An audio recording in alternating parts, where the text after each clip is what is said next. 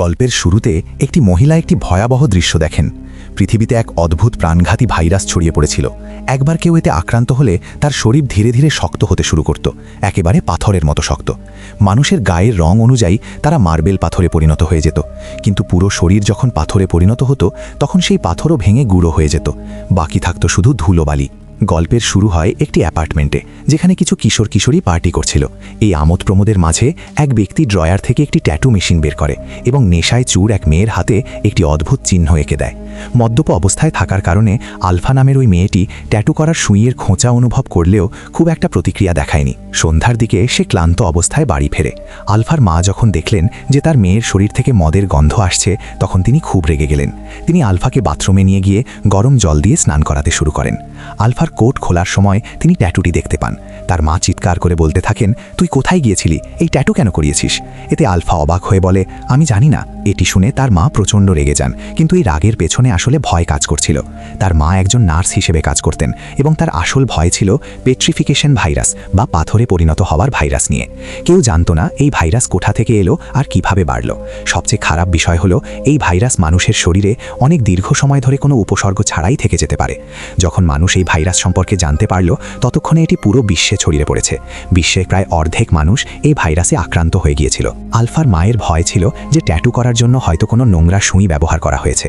তিনি দ্রুত অ্যালকোহল ব্যবহার করে ওই জায়গাটি পরিষ্কার করেন এবং বলেন যে কাল হাসপাতালে এসে যেন টিটেনাস শট নিয়ে নেয়। সন্ধ্যায় আলফা তার মাকে রাগে বিড়বিড় করতে শোনে। তার মনে হলো মা হয়তো তাকে নিয়েই কথা বলছেন, যার ফলে সে রেগে নিজের ঘরে চলে যায়। সামনের বিল্ডিংটি দেখে তার মাথায় একটি বুদ্ধি আসে।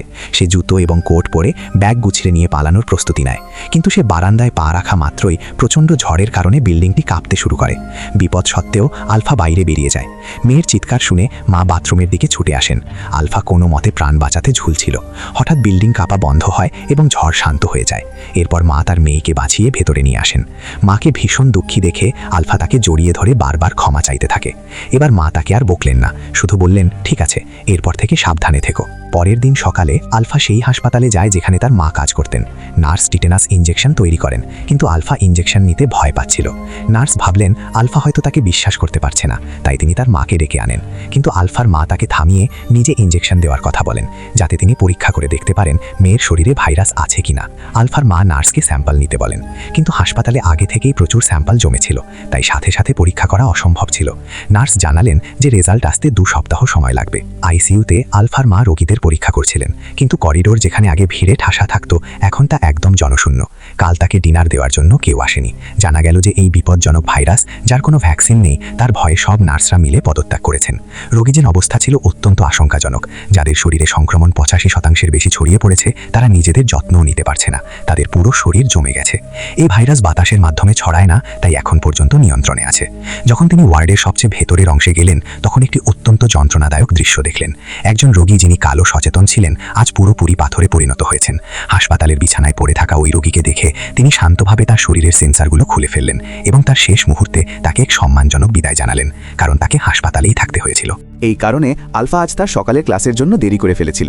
যখন হোমওয়ার্ক জমা দেওয়ার পালা এলো, তখন টিচার আলফাকে নিজের কাছে ডাকলেন, কিন্তু আলফা ঘোরার সাথে সাথেই তার হাতের ক্ষতটা ফেটে গেল, যেদিকে সে খেয়াল করেনি। ডেস্কে রক্ত পড়ে যাওয়ায় ক্লাসের ছাত্রছাত্রীরা হতবম্ব হয়ে গেল, সবাই ভয় পেয়ে গেল। আলফা বোঝানোর চেষ্টা করলো যে এটা শুধু তার হাতে লাগা একটা চোট, কিন্তু সেই ভাইরাসের ভয় এতটাই বেশি ছিল যে সবার মনে হতে লাগলো আলফা সংক্রমিত, ইনফেক্টেড হয়ে গেছে। আতঙ্ক যাতে না ছড়ায়, তাই টিচার আলফাকে স্কুলে ডাক্তারখানায় পাঠিয়ে দিলেন। তার সব বন্ধুরা তার দিকে খুব অদ্ভুতভাবে তাকাচ্ছিল এবং এই কারণে আলফা খুব মনমরা হয়ে পড়ল, কিন্তু তার কাছে আর কোনো উপায় ছিল না। সে নিজের বইপত্র প্যাক করলো এবং তাড়াতাড়ি ক্লাসরুম ছেড়ে বেরিয়ে গেল। আলফা বাইরে বেরোতেই অ্যাড্রিয়ান নামে একটি ছেলে তার পিছনে দৌড়ে এলো। আসলে অ্যাড্রিয়ান আর আলফা একে অপরকে ভালোবাসত। বাড়ি ফিরে আলফা একটু বিশ্রাম নিতে চেয়েছিল, কিন্তু ঘরে ঢুকেই সে তার রুমে একটা অতিরিক্ত বিছানা দেখল। বিভ্রান্ত হয়ে সে লিভিং রুমে গেল এবং দেখল যে সবকিছু উলটপালট হয়ে পড়ে আছে। তার মনে হলো কোনো চোর বাড়িতে ঢুকেছে এবং সে তার মাকে ফোন করতে লাগলো। কিন্তু যেমনই সে তার রুমের দিকে ফিরে এলো, সে দেখল একজন অদ্ভুত লোক ভেতরে শুয়ে আছে। অদ্ভুত লোকটিকে দেখে আলফা ভয়ে রান্নাঘরে লুকিয়ে পড়ল। সে দরজা বন্ধ করে দিল, কিন্তু বাইরে থেকে লোকটি কড়া নাড়তে লাগলো। আলফা টেবিল থেকে একটা ছোট ছুরি তুলে নিল এবং লোকটিকে বলল যে আমার কাছে আসবে না, কিন্তু সেই লোকটির তাতে কোনো হেলদোল হলো না। সে আলফাকে বলল যে দেখো, ভয় পেও না। সে জানালো যে আমি তোমার মামা, তোমার মায়ের ছোট ভাই। তুমি যখন ছোট ছিলে তখন আমার কোলেই মানুষ হয়েছ।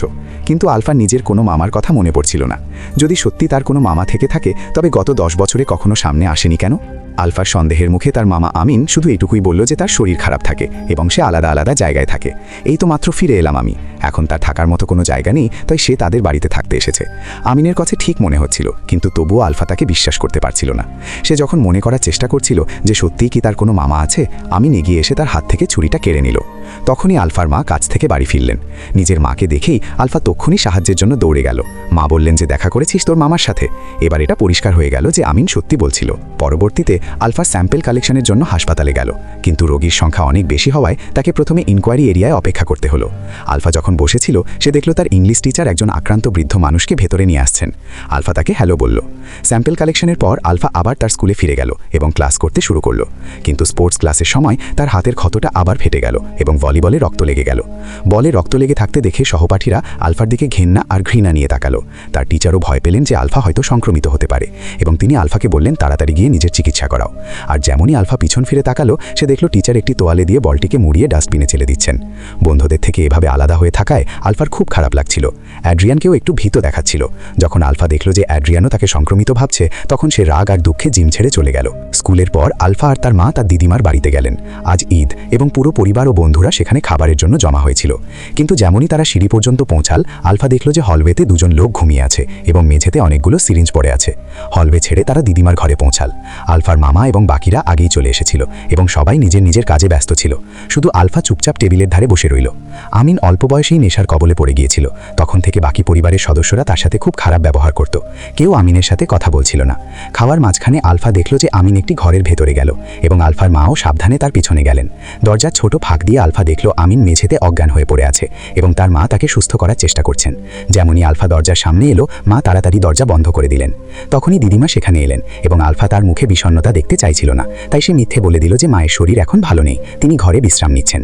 দিদিমা বেশি কিছু ভাবলেন না এবং আলফার মুখে হাত বুলিয়ে বললেন যে সব সময় খুশি থেকো।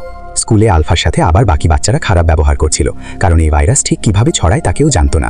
তাই সব বাচ্চারাই ভয় পাচ্ছিল যে আলফা সংক্রমিত এবং তারা তার থেকে দূরে থাকতে চাইছিল। বিশেষ করে সাঁতার কাটার সময় কিছু বাচ্চা আলফাকে ঘিরে ধরে বলল, তুমি সুইমিং করতে যেও না। কিন্তু আলফার এটা ভালো লাগেনি যে তারা তাকে দমিয়ে রাখছে, আর সে তাদের সবার ওপর থুতু ছুড়ে দিল, নাও এবার তুমিও এই রোগে আক্রান্ত হও। পরে সুইমিং ক্লাস চলাকালে যে মেয়েটার ওপর আলফা থুতু ফেলেছিল সে প্রতিশোধ নেওয়ার জন্য পিছন থেকে আলফাকে টানতে শুরু করলো এবং অন্যদের সাথে মিলে তাকে ডুবিয়ে দিতে লাগলো। আলফা লড়াই করার চেষ্টা করেছিল, কিন্তু ভুল করে পুলের দেয়ালে গিয়ে ধাক্কা খেল। তার মাথা ঘষে গেল এবং অনেক রক্ত বের হতে লাগলো। পুলে রক্ত দেখে সহপাঠীরা ভয়ে পালিয়ে গেল। স্কুলে মেয়ের আহত হওয়ার খবর পেয়ে মা সঙ্গে সঙ্গে সেখানে পৌঁছালেন, কিন্তু প্রিন্সিপাল দুষ্টু বাচ্চাদের কোনো শাস্তি দিলেন না, বরং আলফাকেই বললেন তুমি কয়েকদিনের ছুটি নিয়ে নাও। আসলে স্কুলে অনেক অভিভাবকের অভিযোগ আসছিল। তারা চিন্তা করছিল হয়তো আলফা ইনফেক্টেড, তাকে আমাদের বাচ্চাদের সাথে রেখো না। আলফার মা বললেন রিপোর্ট আসা পর্যন্ত অপেক্ষা করুন, কিন্তু প্রিন্সিপাল বললেন তাকে বাড়ি নিয়ে যান এবং রিপোর্ট ক্লিয়ার হলে তবেই আবার আসবেন। প্রিন্সিপালের আচরণ দেখে মায়ের কাছে সত্য মেনে নেওয়া ছাড়া আর কোনো উপায় রইল না। হাসপাতালে ফিরে গিয়ে মা আলফার রিপোর্ট বের করলেন, কিন্তু এই ভাইরাস এতদিন শরীরে এমনভাবেই থাকে যে লক্ষণ না দেখা পর্যন্ত ব্লাড টেস্টেও নিশ্চিত করা যায় না। তখন মা আরেকটা উপায় ভাবলেন এবং আলফাকে পরীক্ষা কক্ষে নিয়ে গেলেন। তিনি আলফার গলা ও শরীরের অন্যান্য অংশ ভালো করে পরীক্ষা করলেন। লক্ষণ অনুযায়ী যদি ইনফেকশন থাকে তাহলে গলার অংশ আগে পাথরের মতো শক্ত হয়ে যায় এবং কাশির সাথে পাথরের গুঁড়োর মতো কিছু বের হয়, আর পেটে পাথর তৈরি হওয়ার কারণে ব্যথা হয়। মা আলফার গলা ভালো করে দেখলেন, কিন্তু কোনো পাথরের গুঁড়ো পেলেন না এবং পেটেও কোনো প্রতিক্রিয়া ছিল না। ঠিক তখনই মা ভাবলেন যে আলফা ইনফেক্টেড নয়। হঠাৎ আলফা জোরে জোরে কাশতে শুরু করলো। তার মুখের কাছে পাথরের গুঁড়ো দেখে মা পুরোপুরি স্তব্ধ হয়ে গেলেন। আলফাও মায়ের দৃষ্টি দেখে সঙ্গে সঙ্গে আয়নার দিকে দৌড়ে গেল।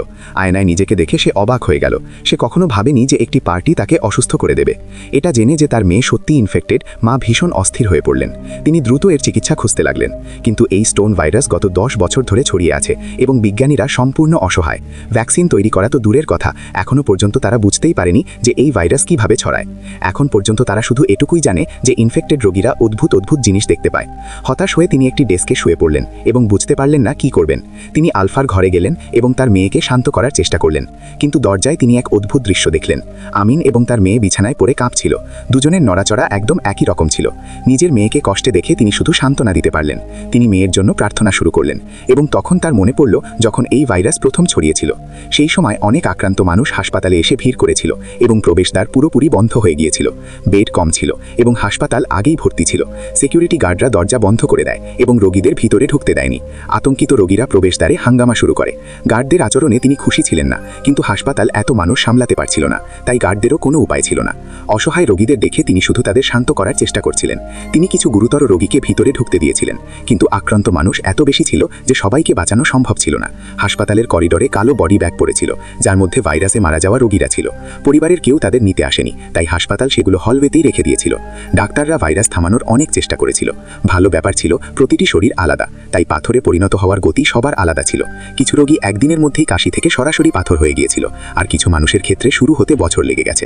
আদ্রিয়ান আলফাকে দেখে খুশি হলো, কিন্তু তখনই আলফা লক্ষ্য করল যে আমিনের পিঠে ঠিক তেমনই একটা ট্যাটু আছে, যেটা তার নিজেরও ছিল।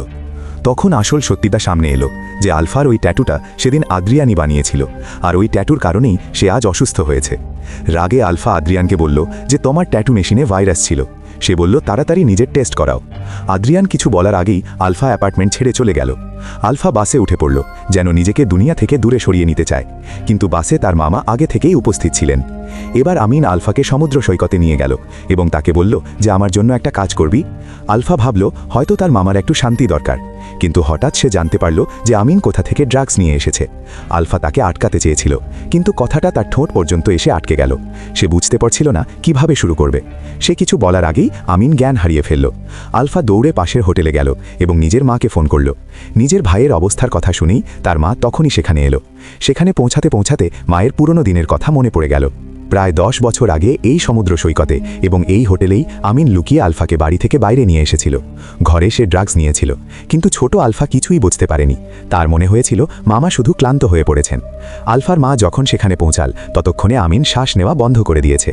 ভাগ্যের জোরে মা নিজের সাথে অ্যাড্রেনালিন শট এনেছিলেন এবং তিনি কোনোভাবে আমিনকে বাঁচিয়ে নিলেন। আজ ঠিক সেই ঘটনাই আবার ঘটল। আমিনের অবস্থা আবার খারাপ হতে শুরু করল এবং ধীরে ধীরে তার পুরো শরীর পাথরে পরিণত হয়ে গেল। নিজের ভাইকে দেখে, যার শুধু অর্ধেক মুখ বেঁচেছিল, আলফার মায়ের বুক ফেটে যাচ্ছিল। পুরোপুরি পাথরে পরিণত হওয়া ভাইয়ের পাশে আলফার মা শুয়ে পড়লেন, কিন্তু যখন তার আবার চোখ খুলল তিনি নিজেকে বাড়িতে আবিষ্কার করলেন এবং আলফা তার ঘরেই ছিল। আসল সত্যিটা হলো আমিন আসলে 8 বছর আগেই এই রোগে মারা গিয়েছিল।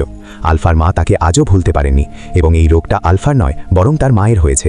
এই রোগে রোগীদের অদ্ভুত সব জিনিস সত্যি বলে মনে হয়, এমন সব ঘটনা যা কখনো ঘটেইনি। রোগীদের চিকিৎসা করতে গিয়েই আলফার মা নিজেও সংক্রমিত হয়ে পড়েন।